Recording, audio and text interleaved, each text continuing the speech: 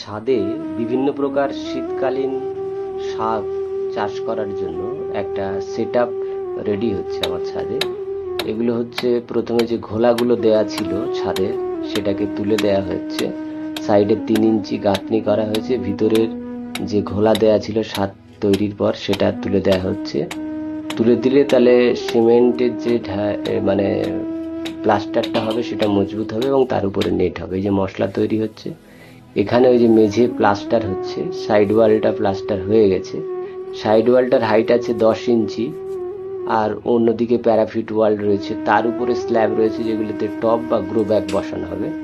আর নিচে সেই মেঝেটা প্লাস্টার হচ্ছে এবং ওটা নেট হবে। ওটা একটু প্যারাফিট ওয়ালের দিকে 1 ইঞ্চি হাই থাকবে এবং ছাদের দিকে 1 ইঞ্চি লো থাকবে।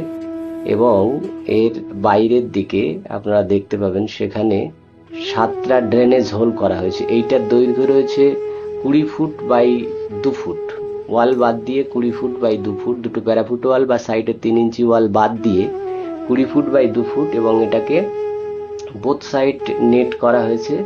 নেট করে ভালো করে মেজে দেওয়া হয়েছে। এবং এই যে ড্রেনেজ হোলগুলো আমরা দেখাচ্ছি, 7টা ড্রেনেজ হোল আছে। অ্যাকচুয়ালি ড্রেনেজ হোল যদি ঠিকঠাক না থাকে তাহলে জল সরবরাহ না ঠিকঠাক হলে গাছ কিন্তু মারা যাবে, গাছের গোড়ায় জল জমবে।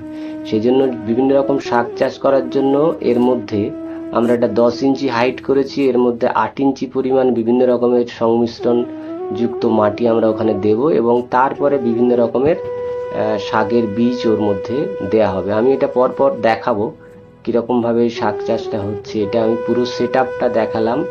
এরপরে পাশের আরো একটা সেটআপ বাকি আছে, সেটাকে আমি দেখাবো, সেটা আপনারা দেখতে পাবেন। তবে এই সেটআপটা আশা করি ভালো হবে। অনেকে এটা করেন না, মনে